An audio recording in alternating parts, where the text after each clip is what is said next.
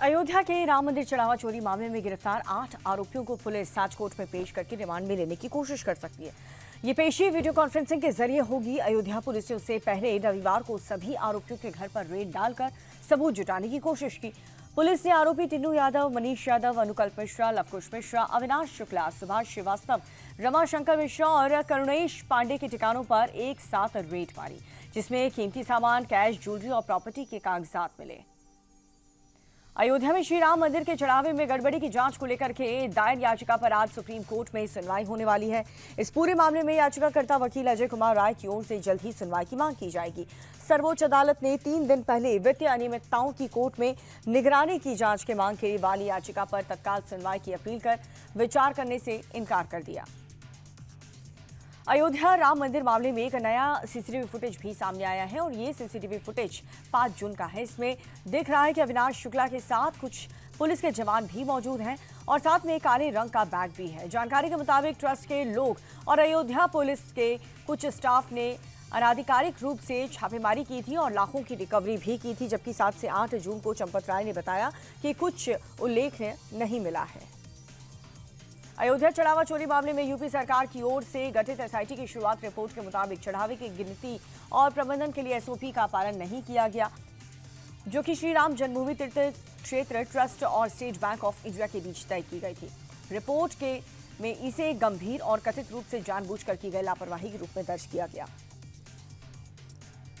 PM Modi Seychelles के 50वें national day celebration में chief guest के तौर पर शामिल हुए और इस अवसर पर भारतीय सेना की असम रेजिमेंट की मार्चिंग टुकड़ी, भारतीय नौसेना की टुकड़ी और सैन्य बैंड ने परेड में भाग लिया। उससे पहले पीएम मोदी ने सेशल्स की नेशनल असेंबली को संबोधित किया। वहीं सेशल्स की राजधानी विक्टोरिया में स्टेट हाउस में एक भव्य समारोह में पीएम मोदी को औपचारिक गार्ड ऑफ ऑनर दिया गया। इसके बाद उन्होंने सेशल्स के राष्ट्रपति के साथ द्विपक्षीय बातचीत की। इस दौरान पीएम मोदी के सेशल्स का सर्वोच्च सम्मान गार्डियन ऑफ द ब्लू हेरोइजन का दिया गया। पश्चिम बंगाल में शुभेंदु अधिकारी के नेतृत्व वाली भारतीय जनता पार्टी की सरकार राज्य में समान नागरिक संहिता लाने की तैयारी में जुट गई है। शुभेंदु अधिकारी की सरकार आज विधानसभा के पटल पर यूसीसी विधेयक पेश करेगी और पश्चिम बंगाल बीजेपी के अध्यक्ष समीक भट्टाचार्य ने यूसीसी को लेकर के ये कहा कि पार्टी का कोई छिपा हुआ एजेंडा नहीं है। बीजेपी ने जब से जन्म लिया है तब से यूसीसी की बात की गई है। यूपी के सीएम योगी आदित्यनाथ आज बरेली और पीलीभीत के दौरे पर जाएंगे। सबसे पहले वो बरेली मंडल के लोक निर्माण विभाग के पुराने काम की समीक्षा करने वाले हैं और नई परियोजनाओं की कार्यजनों पर अधिकारियों के साथ बैठक भी करने वाले हैं। इसके बाद वो मंडल के चारों जिला बरेली, पीलीभीत, बदायूं और शाहजहांपुर के विकास कार्य तथा कानून व्यवस्था की समीक्षा होगी। पीलीभीत में वो तकरीबन 515 करोड़ रुपए से अधिक की विकास परियोजनाओं की सौगात दे सकते हैं। राबड़ी देवी के आवास वाली खाली कराने का आज आखिरी दिन है। राबड़ी देवी अभी पटना के 10 सर्कुलर रोड वाले बंगले में ही रह रही हैं, लेकिन सरकार ने इसे खाली करने का नोटिस दिया है, जिसकी मियाद आज खत्म हो रही है। सरकार की ओर से उन्हें 39 होर्डिंग रोड स्थित आवास अलॉट किया गया। बताइए जा रहा है कि 39 होर्डिंग रोड स्थित आवास का काम अब भी 70% हो पाया है और इसीलिए राबड़ी देवी नए आवास में शिफ्ट नहीं होंगी, बल्कि लालू यादव और राबड़ी देवी अपने बेटे तेजस्वी के घर पर ही रहेंगे। असम में बाढ़ में दस्तक दे दी है और धेमाजी जिले में जोनाई में लगातार बारिश हो रही है, जिसकी वजह से डिकारी नदी जलस्तर बढ़ चुका है। भारी बारिश और फ्लैश फ्लड की वजह से जनजीवन पूरी तरह से प्रभावित है। कई गांवों का संपर्क टूट गया है। बताया जा रहा है कि कई लोग नदी के बीच एक टापू पर फंस गए। लगातार जलस्तर बढ़ने से फंसे लोगों को रेस्क्यू करना मुश्किल हो रहा है। प्रशासन ने लोगों से सतर्क रहने की अपील की। बचाव अभियान भी जारी है। मुंबई में बीती रात से रुक रुक कर हो रही भारी बारिश से जनजीवन पूरी तरह से प्रभावित हुआ। कई इलाकों में जल भराव से लोगों का घर से बाहर निकलना मुश्किल हो गया है। अंधेरी सबवे में भी पानी भर चुका है, जिससे गाड़ियों की आवाजाही पर काफी असर पड़ रहा है। नवी मुंबई में भी हुई भारी बारिश से जनजीवन बेहाल हो गया है। कई इलाकों में घुटनों तक पानी भर चुका है, जिसकी वजह से लोगों को आवाजाही में बहुत परेशानियों का सामना करना पड़ रहा है। बारिश और जल भराव की वजह से सड़क यातायात प्रभावित हुआ। मुंबई के वाशी इलाके में भी देर रात मूसलाधार बारिश हुई, जिसकी वजह से सड़कें पानी में डूब गई। कई इलाकों में गलियों में पानी भर गया। बारिश और जल भराव से लोगों की परेशानी बढ़ गई। सड़क पर चल रही गाड़ियों की रफ्तार ब्रेक लग गया। बीती रात से रुक रुक कर हो रही बारिश से मुंबई में त्राही त्राही मच चुका है। पनवेल इलाके में भी जोरदार बारिश के चलते सड़क पर जल भराव हो गया, जिसकी वजह से ट्रैफिक पर खासा असर देखने को मिल रहा है। कुछ जगहों पर जल भराव की वजह से गाड़ियां भी बंद हो गई। लोगों को घर पहुंचने में काफी ज्यादा जद्दोजहद करनी पड़ रही है। महाराष्ट्र की डोंबिवली में ट्रैफिक पुलिस पर हमला किए जाने के मामले में सामने आया, जहां पर गाड़ी रोकने से नाराज चालक ने अपने एक साथी के साथ मिलकर मारपीट की और बाद में मौके पर मौजूद लोगों ने दोनों आरोपियों को पकड़ लिया, उनकी पिटाई शुरू कर दी। पूरी घटना का वीडियो सोशल मीडिया पर तेजी से वायरल है। पुलिस वीडियो के आधार पर मामले की जांच कर रही है। लखनऊ के गोमती नगर थाना क्षेत्र में ईटिंग पॉइंट पर विवाद के बाद मारपीट हो गई और इस दौरान चाकूबाजी और फायरिंग की वारदात में एक युवक की कमर में गोली लगी, जिसे गंभीर हालत में इलाज के लिए अस्पताल पहुंचाया। पुलिस ने एक आरोपी को हिरासत में ले लिया है। यूपी के शामली में तेज रफ्तार स्कॉर्पियो ने 2 लोगों को टक्कर मार दी, जिसमें दोनों गंभीर रूप से घायल हो गए। घटना से नाराज स्थानीय लोगों ने गाड़ी में तोड़फोड़ की। पुलिस ने गाड़ी को अपने कब्जे में ले लिया। जानकारी के मुताबिक कुछ युवक ने स्कॉर्पियो के किराए पर लिया था और पुलिस ने मामला दर्ज कर कानूनी कार्रवाई शुरू कर दी। यूपी के हरदोई में शादी समारोह के दौरान हवाई फायरिंग से दहशत मच गई। आरोप है कि कुछ लोगों ने हथियार लहरा करके दहशत फैलाई और 3 लोगों को घायल कर दिया। ये पूरा मामला सिंडिला कोतवाली क्षेत्र का है, जहां पर पीड़ितों ने पुलिस से नामजद शिकायत की। वारदात का वीडियो वायरल हो रहा है।